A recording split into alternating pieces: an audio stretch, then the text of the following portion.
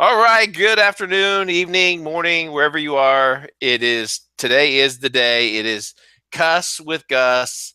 I'm very excited to be joining Gus today. V is out sick. V's under the weather. It's not from a food coma or anything like that. That's usually the noon shows. Like anywhere showtime that you get closer to noon, it's usually because of too much food consumption.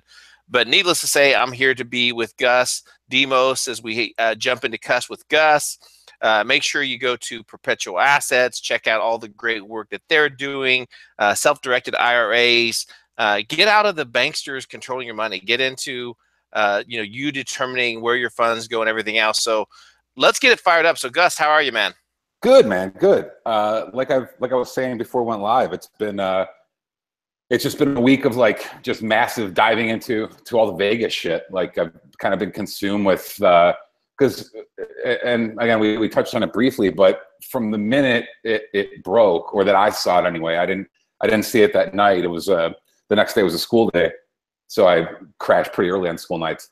But from the next morning, within the first half hour to hour of it breaking the next morning, but me catching up on the next morning, 6 a.m. or whatever it was,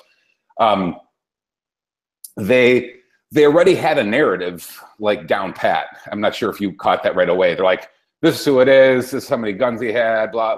The narrative was already pretty well established, and outside of the gaping holes that were in the narrative, there were also things out of the. I'm by no means a fucking Navy SEAL or fucking Army Ranger, but I'm pretty familiar with fucking guns and training and all that shit. So it just, there are things that didn't make sense to me right out of the gate, and the more and more information they pump out of the narrative, the less and less logical it seems to me. I'm not a psychological profiler or psychiatrist, but I have dabbled in studying a lot of the psychological disorders too, especially like the cluster A's and cluster B personality disorders. And a lot, just nothing makes sense of any of this. It's starting with, and I'm not sure if you've seen just massive inconsistencies too, or shit that just doesn't add up. Like right when the story broke for me, or when I heard the story, the first thing that jumped out at me was, why the fuck would someone have 10 or 20 guns? The only theory that I've seen the media try pushing is that, after a clip or two, they start to overheat, which causes jamming. So it's smart that he would bring fucking 30 or 50 guns. I mean, obviously that's hyperbole. I think the final number is like 22 in the room or something, but anyone knows the difficulty of transporting that, I mean, in my mind, I'm like, why wouldn't he have 2, 3, 4 guns and 100 clips? Like, how long does it take to change out a clip? 10 seconds? Yeah. So the overheating thing, it's like, listen, guns don't overheat after one clip. Like, if that were the case, our armed forces would carry more than one fucking rifle or 2 rifles in the field. So that just, right out of the gate, that didn't make sense to me. Like, why the fuck were there 10, 20 fucking rifles in the room? That's just fucking, it doesn't make any fucking sense. It's a logistical nightmare. Trying to get all that up doesn't make any fucking sense. That was the first completely fucking illogical thing to me. And I still haven't heard, outside of the bullshit overheating excuse, I haven't heard, and even if you want to play the overheating argument, then fine, he would have 3 or 4 rifles, maybe 5. Like, why would he bring 20? Like, it doesn't make any fucking sense based on the narrative they're telling us. It's one guy. I mean, right? I mean, guy, right? That's what they're saying. One guy and 20-some plus guns. But no, keep going, man. Let's pick this thing apart, because I know you're probably gonna be able to do it better than anyone else. So keep going. Well, like I told you before we went live, and it doesn't matter what we're talking about, right? I try to avoid axiomatic thinking, meaning that it doesn't matter if I'm debating someone or asking questions about something. I try to avoid axiomatic thinking and lecturing on events like this, because I don't know what the fuck happened. But what I do, although I avoid the axiomatic thinking, like I know this, this, and this how it played out, I do think it's reasonable to point out, to ask questions based on inconsistencies that you see, or things that simply don't make, they don't fit deduction. The deductive reasoning is flawed, or the logic is flawed, or there's a breakdown in logic. And so when I see media heads or government officials or whatever, you know, try to tell me, try to conduct an axiomatic narrative, then right away I'm like, wait, that doesn't make any fucking sense. Like if I see inconsistencies in that, you know, and you know, and even if you catch them, a lot of the times the diversion, not diversion, the thing they'll go back to is maybe the guy was just insane. He was just insane. He was just insane. A lot of his patterns, it doesn't even fit the consistent. But I'm going off topic. The multiple guns is the first thing. The second thing, and me and you talked about it briefly as well, is Las Vegas is the most surveilled city on planet Earth. There's literally a camera every 3 fucking feet. Like, so of all the cities you could fucking think of, like I've been to Las Vegas 50 fucking times. There's like basically a camera from up your ass from when you get off the plane to the time you leave. Like, so everywhere you go, there's cameras. Inside, outside, hallways, elevator, casino. It is literally a surveillance city.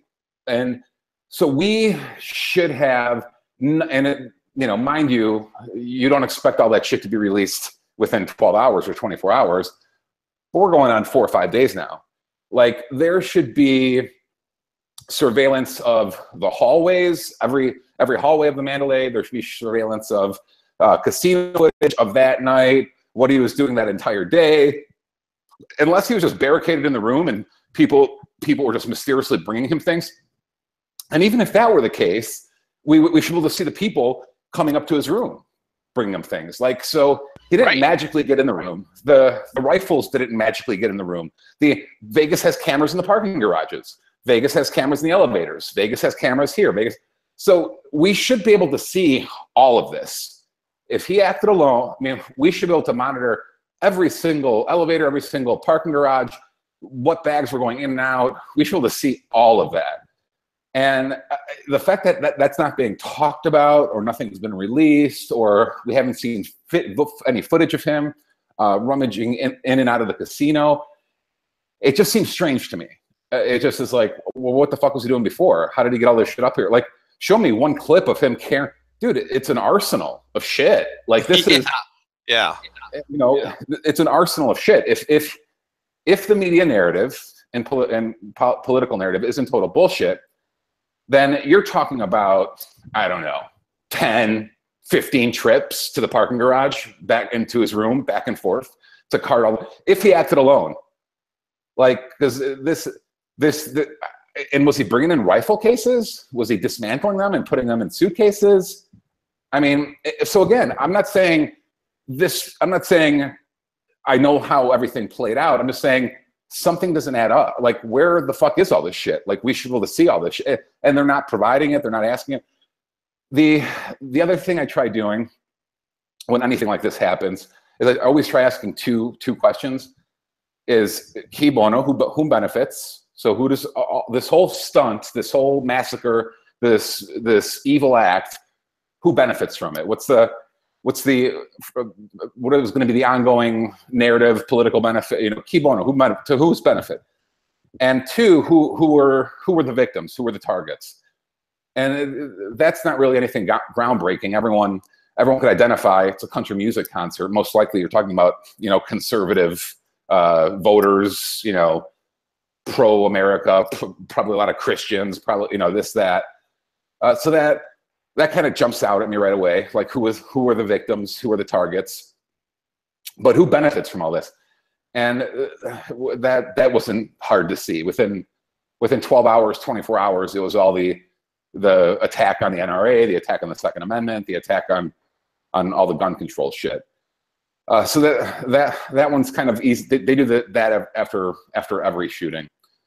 But the fact that there's no motive is the one thing that's kind of kept me addicted to this thing for 4 or 5 days.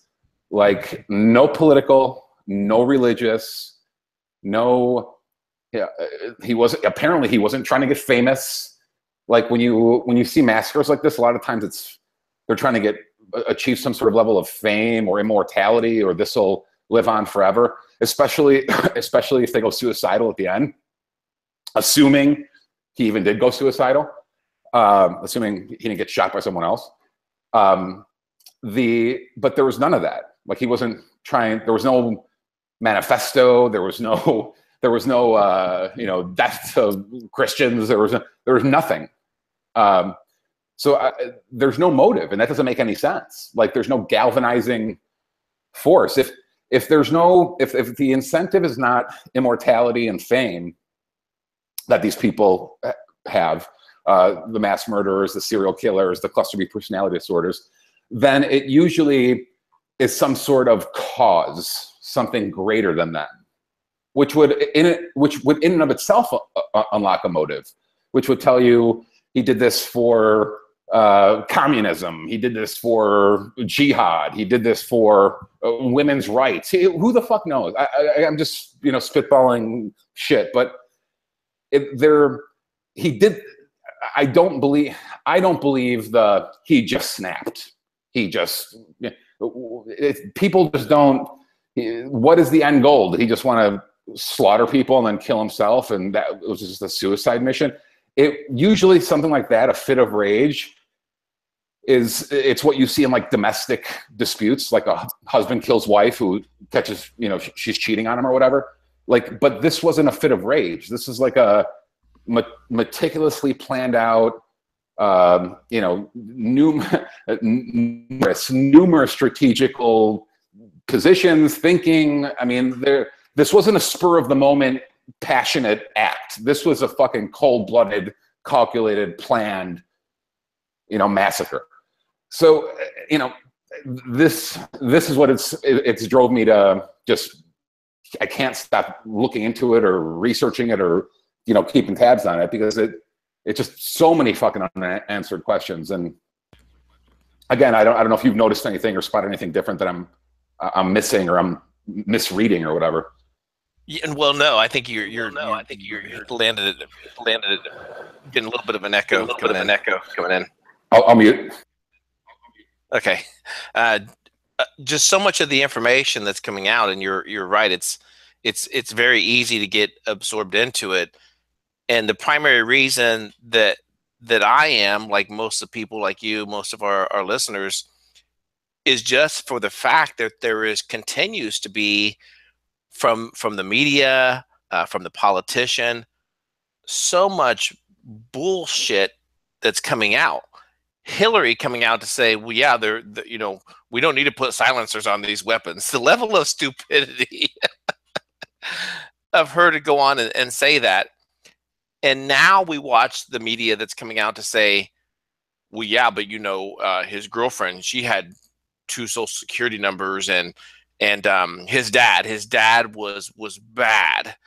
His dad was, on the FBI most wanted list, and now they're going after the brother. I don't care about all those things. I care more about the proof. I care more about the reconstruction of the events of that day. And I fully agree with you that when there is a spontaneous event, you completely flip out, you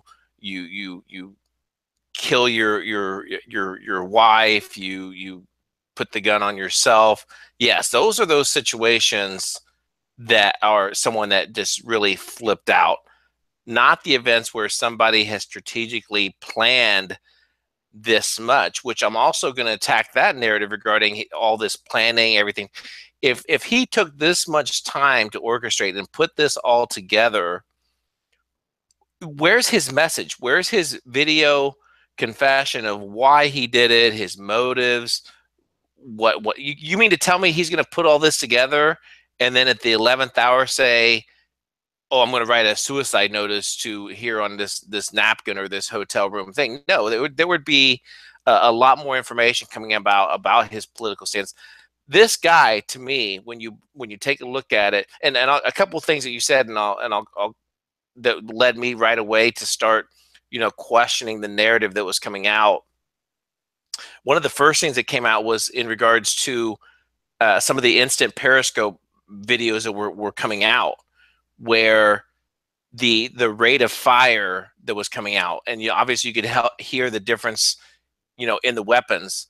But when you started hearing differences between the sound patterns, the echoes, where this information was coming from, the fact that people thought that at one time, firecrackers were going off where people were standing up during Periscope live streams. I'm talking like as the event was happening, standing up and saying, "Oh, everyone get up! It's just fireworks that are going off."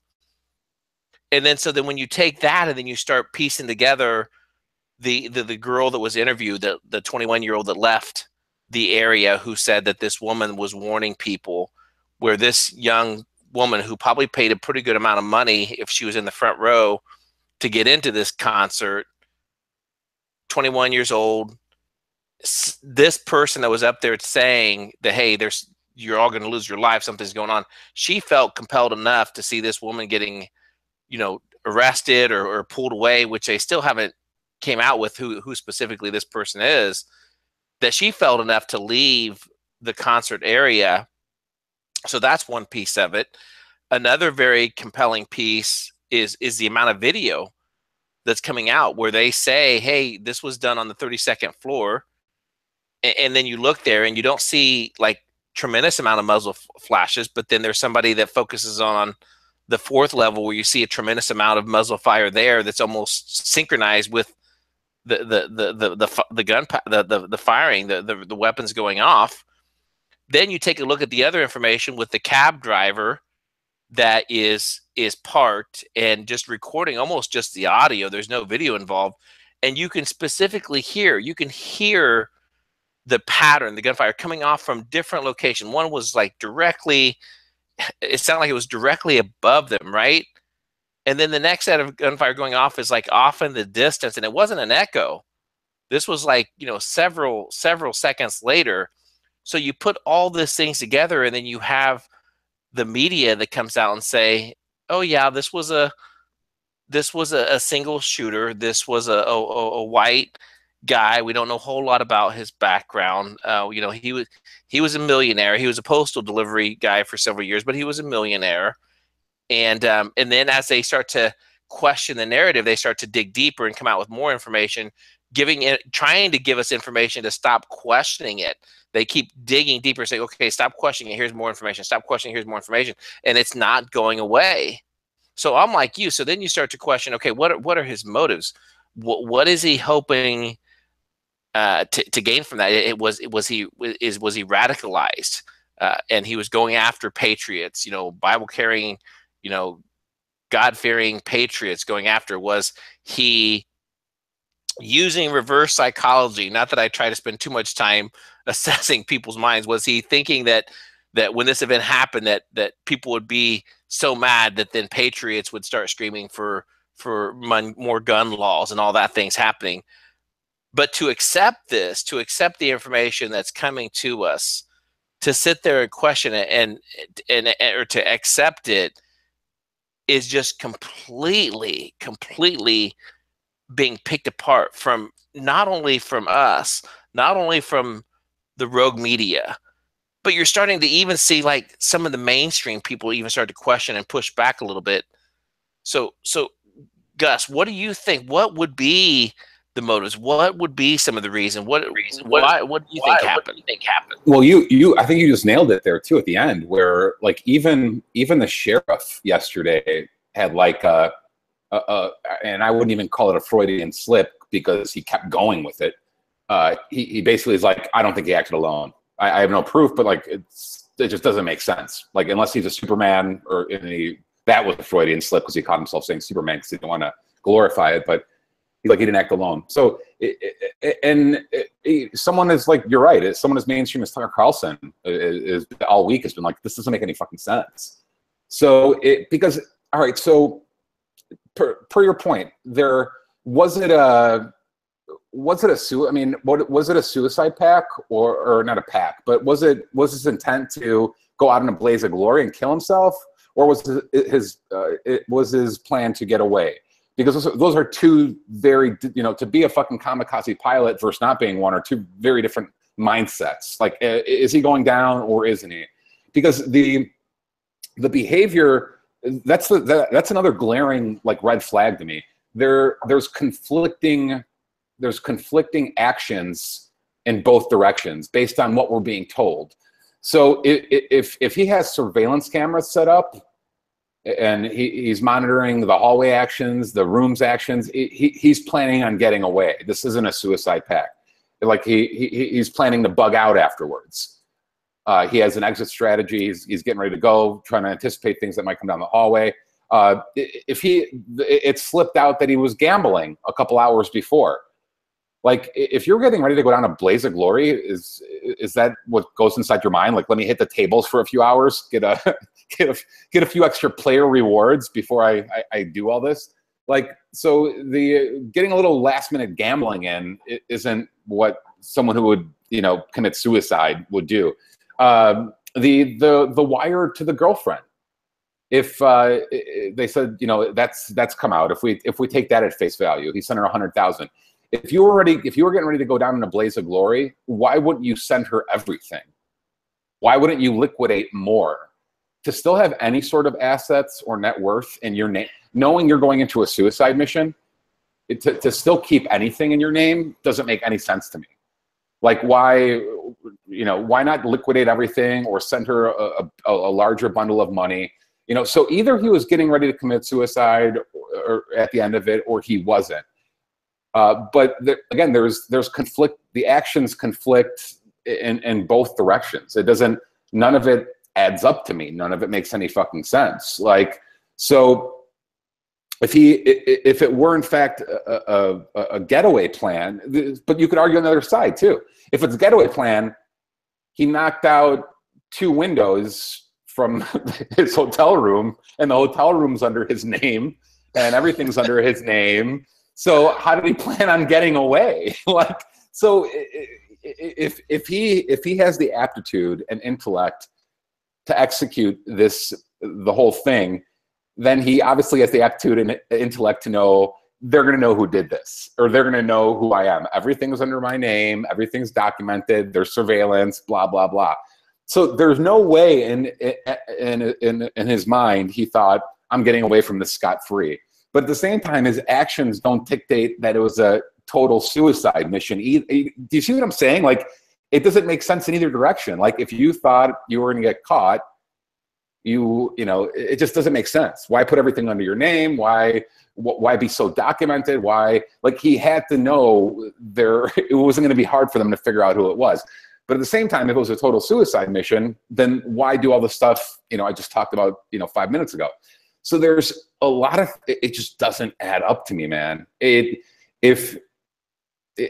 Outside of all the things we've been talking about, it's like, without there being a reason or something, if he wanted to show someone a lesson, then once you articulate, but honestly, the thought crossed my mind exactly what you said, like the reverse psychology thing.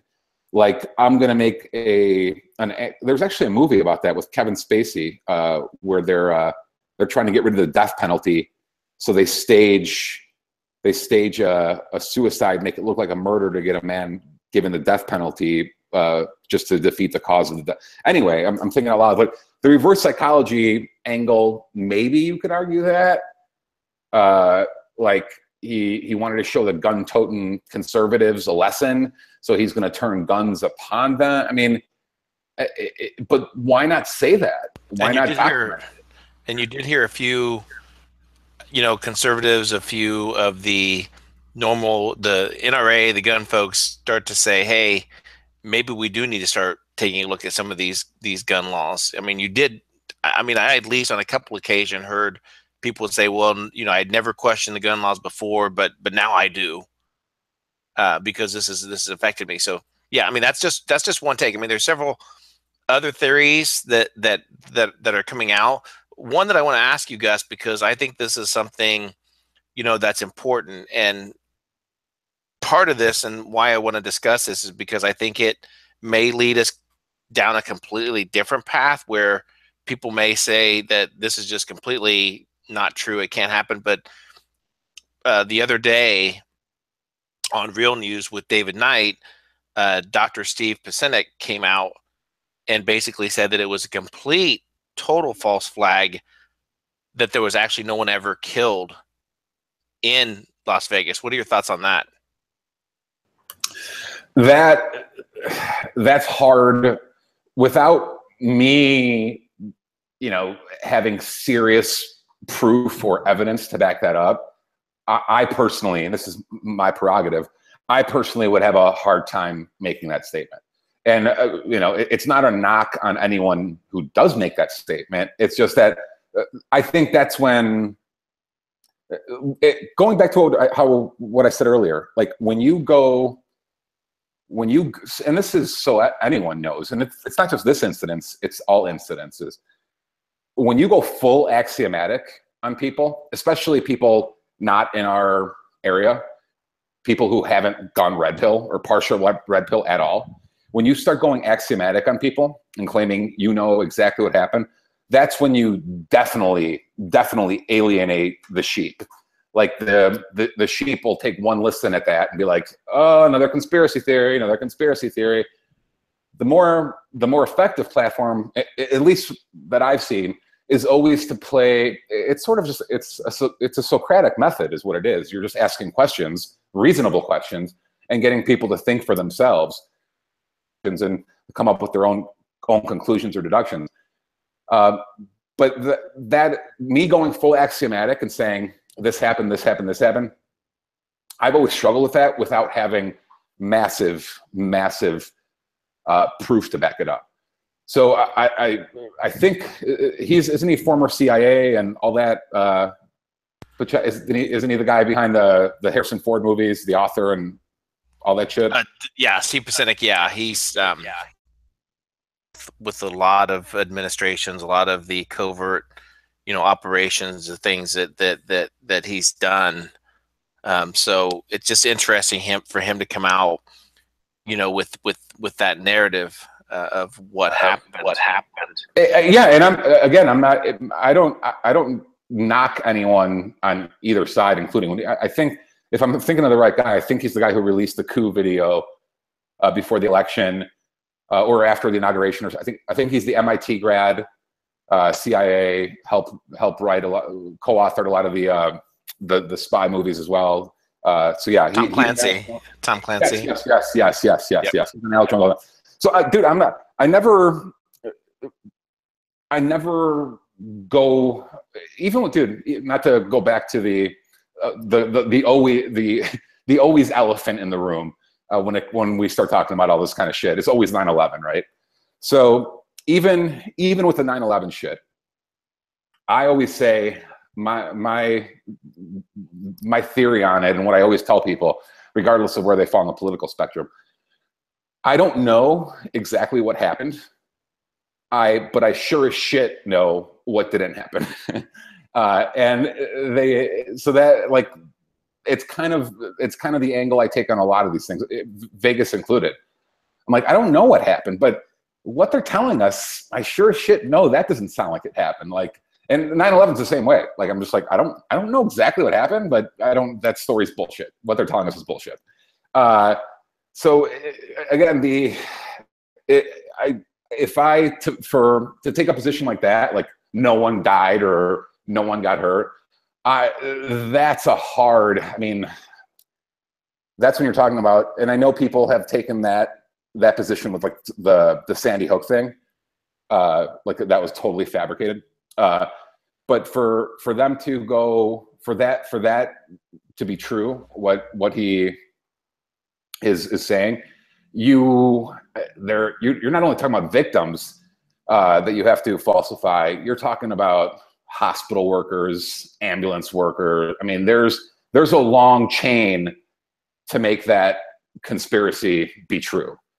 And I don't know if that's executable, or I don't know how quickly that could be unverified or verified or whatever. You're talking about a lot of pieces in place to the morgue's office. I mean, so I don't know if I'd go that far personally. But again, no knock on anyone who does. But me personally, I always feel more comfortable intellectually to myself, and from a philosophical standpoint, just to be like, I don't know what fucking happened. Right.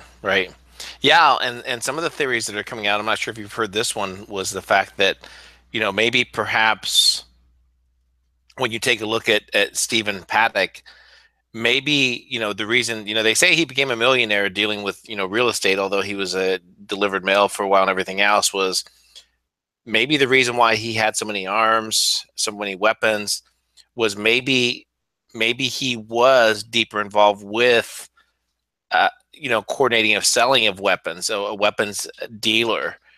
Maybe he was involved with, when you take a look at, either some of the countries he's visited, when you take a look at the actual hotel where this occurred, and his gambling habits, like, coming out, and again, this is all just speculative, nothing's, factual, was that, was he helping to launder money? Was he helping with the placement of money? The casinos is a great place in terms of laundering, dirty money. And that's one of the first places it starts is the placement, when you're going to launder money. So was he, did he cross someone? Was he the patsy? Did they know where he was going to be? Did they know his involvement?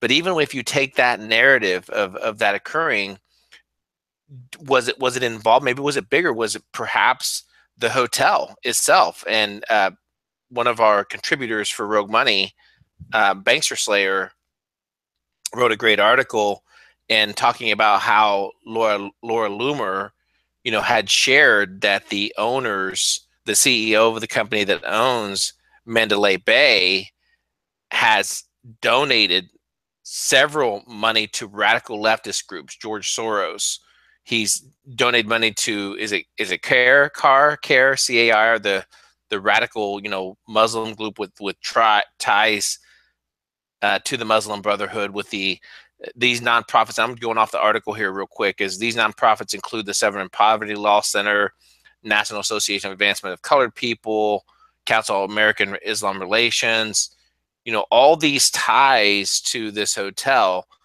So to come with that narrative, getting back, don't get too far off subject, to say that, okay, well, if he was a weapons dealer, and, was he getting ready to blow the cover on something? Was he getting ready to share information of something that was happening at this hotel? I mean, why I'm stuck in fact just on that topic is just the fact that there had to be a motive. What was the motive? What was the gain? What was the political gain? What was his? Typically when people do these things, there's a reason, there's a motive. And that, I think that's the struggle to me, is trying to understand, where they want to go from here. What is it? Is it a distraction? Is it? And I shared this the other day on the radio, on the morning program, is the fact that, maybe if they do make a move on certain aspects regarding, weapons, is it the event that they know that they want to, get the weapons under control prior to any type of economic situation here in the States? There's just so much going on. I know I said a lot there, Gus, but what say you? No, you hit on one of the things. So I told you the first hour I heard the story when I woke up. The first thing that jumped out at me was the number of weapons. Right, that was the first red flag in my mind. I'm like, why the fuck do you need that many rifles? This doesn't make any fucking sense. So right away, I started thinking of possible reasons why you'd have that many rifles. You just touched on one, to be honest with you, I hadn't thought of yet, is that maybe he was involved in some sort of arms dealing. That's a possibility. It's certainly a reason why you'd have fucking 20, 22 guns in the room. That's one possibility, and I hadn't considered that one yet. The two that jumped out at me were one you just touched on just now as well, demonizing guns to the extent of the number of guns people are allowed to buy and the type of guns he were allowed to buy. He had a smorgasbord of numerous manufacturers. I think only 2 different types of rounds. I think he had 223 and 308. I think it was only 2 different types of rounds, but it was numerous manufacturers, and the number of guns. So that was the first thing. I'm like, are they trying to limit the number of rifles people could buy? Because that's a glaring thing that jumped out at me about that. The second was the obvious thing. There was more than one shooter. That, like, the only reason you'd have 20 rifles to conduct a massacre, the only reason to bring that much hardware up there and not just go, like I said, 3 rifles, 4 rifles, and a shitload of magazines. The only reason to have that kind of hardware up there is 2 shooters, 3 shooters, 4 shooters, multiple shooters would justify that amount of hardware. So those were the 2 reasons I originally thought, or for that kind of hardware to make sense to me, it was one of those 2 reasons. It was multiple shooters, or it was a justification to demonize why should one American be allowed to have 20 or 30 assault rifles or whatever. So those 2 reasons. But again, I hadn't thought of the arms manufacturer or the arms dealer thing. That's a possibility. Anything, anything is I don't rule anything out. Again, without becoming axiomatic, I don't rule things out. The only thing I rule out is things that we can't explain, or that defy deductive reasoning, or that defy logic, or when there's no motive. Like, those things I rule. I'm like, this just doesn't make any fucking sense. Like, those things I'll rule out. But there has to be explanations for all this. And again, a lot of these things could be easily put to bed by just releasing the surveillance footage. We should be able to see it, dude. Maybe I'm fucking wrong. I'm not wrong on motive, but that the lack of motive, I should say. But if the people who are saying he had assistance or he had help, or even what you just said, if he's an arms deal, whatever it is, release the footage. You have footage from the minute he set foot onto your fucking property. Be it the parking garage, be it the lobby, be it the elevator, be it the hallway. You have footage from the minute he set onto your property. So let's see footage of him going back and forth. Let's see footage of him going to the room. Let's see footage from the casino floor. Let's see footage of who he's interacting with. Was he really in Vegas? No one else spoke to him the whole time he was there on the entire fucking property. So they could put a lot of this to bed. If they really want to hammer home their lone wolf narrative, they could put a lot of it to bed by releasing all of the footage. Again, I find it the only justification I could think of from law enforcement to having not released the footage, the only rationalization is that they have identified other people that he was interacting with, and they're in a manhunt to chase those people down.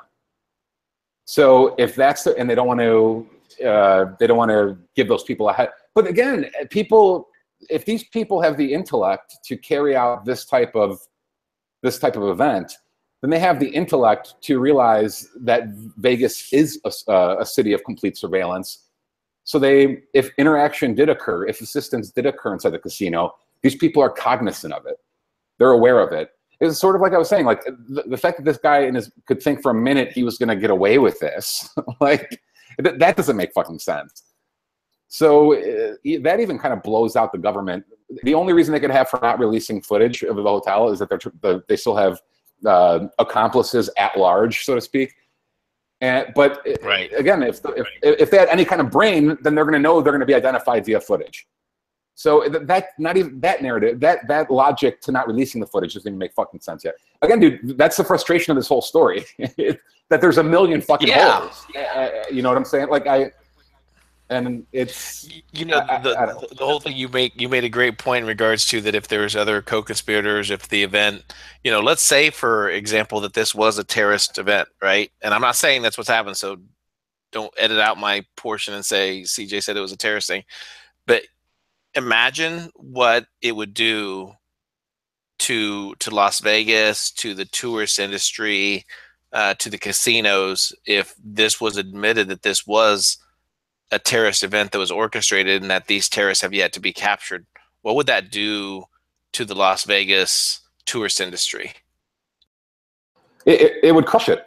It would crush it. Yeah, and if there were still terrorists at large, yeah, it would crush it. And dude, to your point, even if it was a terrorist event, there's always a reason.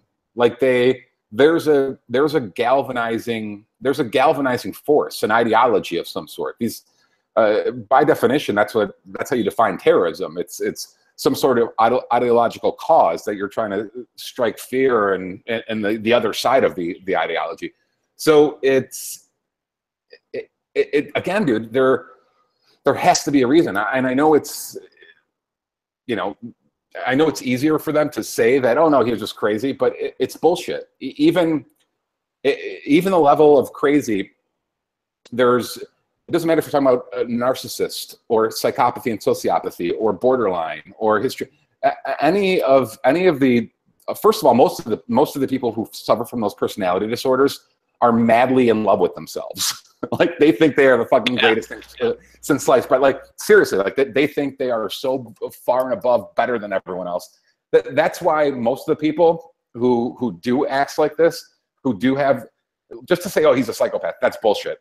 Like a lot of them suffer from other things that might lead to suicide, but the cluster Bs outside of borderline typically aren't suicidal. They're in love with themselves. They're very grandiose, so even if that's why it's so strange that they wouldn't brag about it, or he wouldn't leave a video diary or have a social media footprint, or like if that's what they're chalking it up to, that dude, Ted Kaczynski, that he's a perfect example. He had a manifesto, he had a clear ideology, he had, he wasn't suicidal. He was grandiose. You could argue he was schizophrenic, but even the sociopathy aspect of it, or the psychopathy aspect of it, there was a driving ideology behind it, something bigger than him or greater than him, or a cause or something. There's too many unexplainable holes in not only the motive and who benefits, but the actual execution of what we're being told. And I saw did you see, I'm assuming by now for sure you've seen like the fourth floor video and all that shit too. Yeah, absolutely. Yeah, I saw the floor, and then another interesting. No, go ahead. Go ahead. Your thoughts on the fourth floor. Go ahead. No, I don't. I've seen a bunch of video on both sides saying, "Oh no, there were other flickering lights, or that was just a strobe light, or whatever." And then I've seen all the videos on the other side saying, "No, that's a muzzle, dumb fuck." Like, so I've seen all the video of the fourth floor shit. And then the arguments become, but there was no broken glass in the fourth floor. So how the fuck was someone shooting from the fourth floor when there was no window? So again, it's why I avoid becoming axiomatic on things and be like, there's just, that is the driver going by that captured the video of the fourth floor. That is not a blue strobe light. That looks, to me anyway, based on optics, that looks like a fucking muzzle on fire. And when the optics match the acoustics, meaning like it's not just a random strobe light, it's the fucking optical is matching the fucking acoustic sounds of the machine gun. That's a little fucking strange. So yeah, that's my, again, I looked at the fourth floor shit briefly, but I haven't dove into it, but that looks a little fucked up to me as well.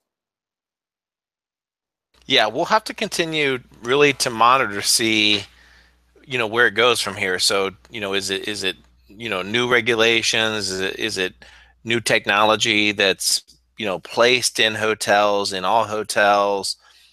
Interesting enough, there was a bill that has been scratched, has been tabled, that was NRA backed, and that was the silencer bill. Now, this seems like a whole lot to do to stop a bill from passing, you know what I'm saying? But never can you really try to understand or level with perhaps the deranged, with the lunatics that create these events, Gus. Yeah, man. The gun control thing, they jump on it. They jumped on it, I should say, right away, and that obviously is no surprise. I mean, every fucking Hollywood retard is out, fighting it since 12 hours after the story broke. There was literally zero amount of mourning on them. But the funniest thing to me is that they start talking about all these things that wouldn't have prevented it anyway. Like when they start talking about background checks and the silencer thing and this and that, it's like, how is any of that relevant when none of that would have been useful in preventing this anyway? It's like saying one has nothing to do with the other. It's like a drunk driver running over a fucking a bunch of people, and I'm saying, oh, we need better laws about tires or something. Like one has nothing. It's fucking irrelevant. There's no causation there. It's irrelevant. So yeah, but dude, it's predictable, man. We've been talking about it forever.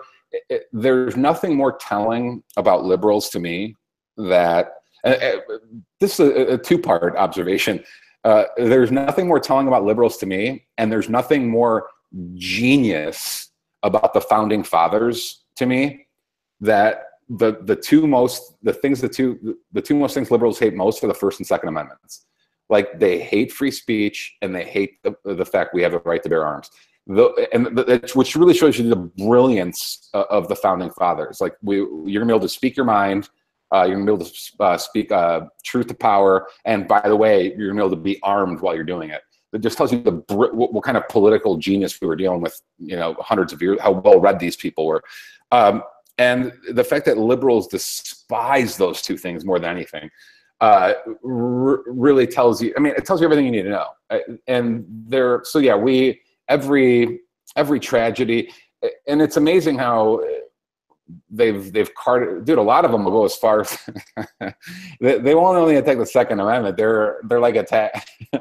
I don't know if you've found it as despicable as I have, but like a few of them have had their little moments of Freudian slips and said, "Oh yeah, it was just gun-toting Republicans. They probably, I don't grieve for them, or I don't mourn for them." Like the level of disgust, though, they've objectified human beings, because it'd be like if there was a bomb went off at a Lady Gaga concert or Jay-Z concert or something, where I know the majority of people there are probably fucking liberal, and I'm like, 100 less liberals we got to deal with. Like, the level of and that's a different area of psychology that deals with, like, how have all these government regimes committed such levels of atrocity the last 100 years, be it the communists or the Nazis or whatever, and what you have to do to commit murder on a large scale is to get your not only your soldiers, your police force, your politicians, your citizens. You have to be able to objectify other people. You have to stop. You have to cease seeing them as humans, and you have to start seeing them as objects. Because if you see something as an object, you don't mourn it. It breaks down the empathy you have towards that thing. So we've come to a point where the division is so great in this country, which also explains why they're so willing to use violence at these free speech events. Because in their mind, the left, and a lot of people say, "Oh, it's only the fringe left. It's only 5%. It's only 10%." When like Chelsea Handler and Alyssa Milano and blah blah blah are like up there saying "punch a Nazi," it's not the fringe anymore. Like they have reached a point where, I don't know the number. It's just purely me speculating, but I think they've reached a point where they've gotten 25% of the electorate to objectify Republicans or Trump voters or gun owners or whatever. And that's a very, very dangerous place, because once the party, and this is the greatest irony, of course, because they're the party that claims compassion and empathy. Once that large segment of the population starts objectifying such a large segment of the population, us, gun owners, whatever, you're in a really dangerous place because they have no capability for empathy. They have no problem using violence. They have no problem escalating things. Like I said, despite me, really finding most of these liberals despicable, I don't escalate things to the point of, violence ever. So they've reached that point, and a lot of them, again, it's not the fringe anymore. They've rationalized that point. And again, I'm not equating the Vegas, and that's why I thought that's why perhaps I'm seeking some sort of political or religious motive for the Vegas thing, because it requires a certain, to do some of these atrocities requires a certain level of objectification. And that's why even when you see like negotiations between a negotiator and a hostage situation, the first thing they'll try doing is, and they'll drop in little hints. They'll always use names and whatever to try to make the hostages or the victims seem human to the captor. It's because it's harder to massacre someone if you have that empathy or sympathy function. So again, we're reaching a dangerous place, dude, a really dangerous place for the country. And it doesn't seem to be slowing down, man. We've been, again, me and you and V and a bunch of other, we've been seeing this shit for over a year. And it's only speeding up. So I don't know what the breaking point is. I don't know what the tipping point is. I don't know what the end game is. I don't have any of those answers, but I know it just seems to be getting worse and worse and worse and worse. And again, it's going to get ugly out there. No, I completely agree, and it's one of the things that I've tried to refrain from saying it a whole lot, primarily because I've tried to take the high road in regards to, I don't want to say the high road, maybe ignoring, but it's becoming even more difficult, when you see, characters like, Jimmy Kimmel, like Stephen Colbert, like Jimmy Fallon, these people, these individuals that continue to push this narrative regarding #resist, the obstructionists that they have become in trying to keep our country from moving forward. We didn't do these things when America elected our first Muslim president.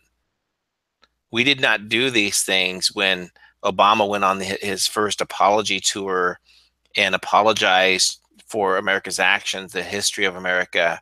We didn't do this when Obama said that we aren't a Christian nation and that we should respect the amount of contributions that Muslims have made to America. We didn't do these things. And to see them be complete obstructionists, to politicize everything ranging from the NFL to catastrophes with these storms occurring, with anything and everything that this administration does, it's dangerous. And not only is it dangerous, but I'm going to remember this. I'm going to remember this, Gus. Well, dude, let me to put it in perspective for you. And we talk all the time about it, like it's a total culture war. It's a culture war. It's a culture war. 10 years ago, 15 years ago, 20 years ago, growing up, you're meeting a friend's, a buddy's, you're going to a buddy's house, you're meeting his family or whatever, or you're on a date with a girl, or you're meeting a girlfriend's parents for the first time, or you're on a first date with a girl. The old expression, no politics, no religion. Like you avoided those things. You avoided those topics, those sensitive topics, until you got to know someone better, or unless it's family. And even at family, like it usually ends up starting fights and shit for like holidays and shit. But those things used to be taboo. They used to be off limits, at least in common society, because people have their convictions and people. But to your point, dude, when you get the musicians, when you get the actors, when you get the NFL players, when you get all these late night fucking shills, these fucking court jesters, let's just call them what they are. Like, dude, you're supposed to be fucking telling jokes, dumb fuck. And you're not saying anything that revolutionary because every other dickhead, like every other stand-up comic dickhead on another channel saying the same fucking thing. Like your comedians make me laugh. Like, so when you get the entire liberal culture, which we talk about all the time, they do control the institutional microphones. You know, the late night shows, the media, the colleges. So when you get them all on a daily fucking basis, just talking about politics and demonizing one side, then how I led this conversation 5 minutes ago is, dude, you meet people out now, and I'm still, you know, being a single guy, I'm still out in the fucking town all the time. People, what used to be taboo, people lead with it now. Like within fucking 2 minutes of meeting someone, it's a fucking, like they'll start either making little political jabs or they'll start like inquiring about your political stance or affiliation. Like, again, these subject matters, based on their sensitivity and just respect of people's boundaries and beliefs, people used to not approach these subject matters. And now the left has made it the norm to attack, bring it up right away.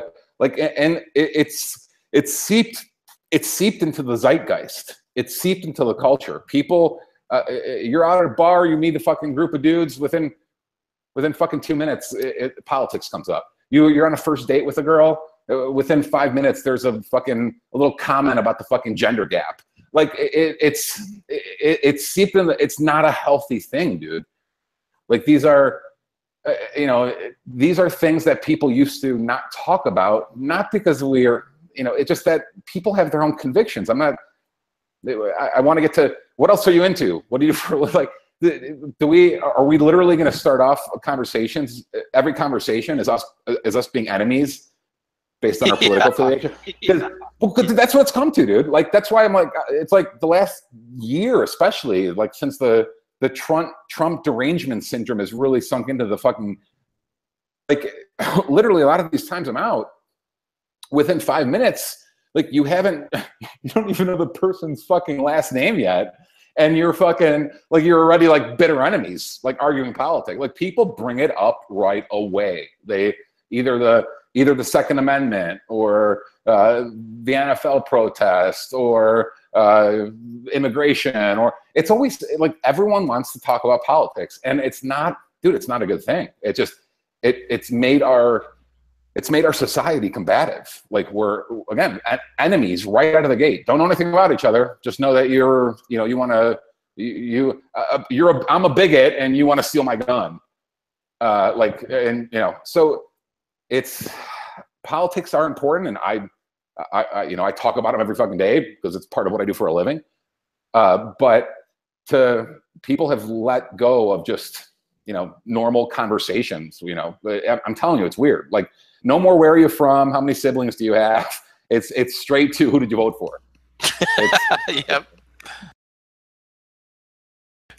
Who'd you vote for? Yeah, and tell me more about your party affiliation. Yeah. Tell me what, dude. It's taken away part of it's taken away part of the fun. Like it's like I used to go out weekends. We used to tell jokes, high five, bust balls, blah blah blah. And now it's like you go out weekends, and literally 25% of the time, 50% of the time, it ends up as some heated debate at a bar with it. Like it used to not be that way 2 years ago. So I don't know if it's a manifestation of them losing. I don't know if it's a manifestation of, at the end of the day, political correctness needed to be pushed back against. And it was. I don't know. There was, my buddy forwarded me a link. There's an NFL quarterback, Cam Newton. He made a girl joke yesterday or 2 days ago or something, and like the feminists are trying to fucking blow him up. So you saw like they're like, it just I looked at the clip for like 10 seconds. It's like a harmless little like it's a funny question coming from a girl. He said something like that or something, and they're trying to crucify him. which it's like everything is politicized, dude. All that needs to be broken down. Like the culture needed to push back against the social justice warrior bullshit, against the political correctness. And it did. It has the last year, 18 months. So but the issue is the side that was pushing us to this point, or has pushed us to this point, instead of taking it with, I guess we got kind of carried away with our word Nazi bullshit, instead of acknowledging the pushback, they've lost their minds instead. They've become like delirious, fucking toddlers who, they're doubling down and getting worse. And again, me, you, V, all of us, we follow this shit a lot closer than most people do. And I don't know if when you speak to people, and I hate to use the word outside world, I'm not sure when you speak to like friends and family who don't follow it all the time, like I do, a lot of them have given me kudos the last like 6 months, last year. Like, damn, you spotted that a mile away. Because like once you point these things out to most people, they'll start to pick up on it too. Something will happen. Something will happen in line at a grocery store, or something will happen at the gas station, or something will happen at Target or whatever. And they'll be like, yeah, these fucking social justice warriors have gotten out of fucking control. Well, dude, they're so intrusive and authoritarian and in your face, and that it's hard. You could only ignore it those of us who have, and not those of us because I'm not one of them, but those people who work in like Fortune 1000 companies, like where the HR department is constantly up your ass. And the word police, like you said tits once on a phone call or something to a buddy, and Mary 3 cubicles down heard you. Like I suffered from that in my 20s. Like I worked for a few larger companies too, and literally I was in HR once a quarter. Like I can't imagine that, Gus. Oh, dude, well, see, I worked for a smaller company, and they got purchased by a large company. And the executives would always laugh their ass off, like, because I speak the same way now that I did then. The difference was I worked for a fucking Fortune 1000, so they're like, dude, really? Like, so dropping an F-bomb every 5 minutes on calls and shit and whatever. And so, but they were up your ass then. Now it's like, fuck, like you have to watch what you say at lunch. You have to watch what you say at the water cooler, at the coffee machine. So I couldn't imagine working for a large company nowadays. It's gotta be a fucking total nightmare. Like walking on eggshells, be careful don't send anything, don't say pussy on a work email. Like they scan your fucking emails, they listen in all our calls. Like it's gotta be, for those people that do work for larger companies, it's gotta be a living fucking hell knowing that they could get rid of you for any fucking reason, any wrong word, any wrong joke, again, I haven't been in corporate America in fucking 8 years, but I'm imagining it's even fucking worse than it was then. Oh yeah, I'm confident. I'm confident of that. So, Gus, it's been a fun show, man. Lots to talk about, lots to think about. So plug your stuff, plug your site, and we'll go from there. Perpetual Assets, perpetualassets.com. If you're looking to get into any sort of crypto IRA or metals IRA, or just manage your own IRA and be in total control of it, check us out. It's our bread and butter, the LLC IRA product. Again, go to perpetualassets.com, put Perpetual Assets in your search engine. And you see how I've made a cognizant effort to go search engine the last month? I'm switching.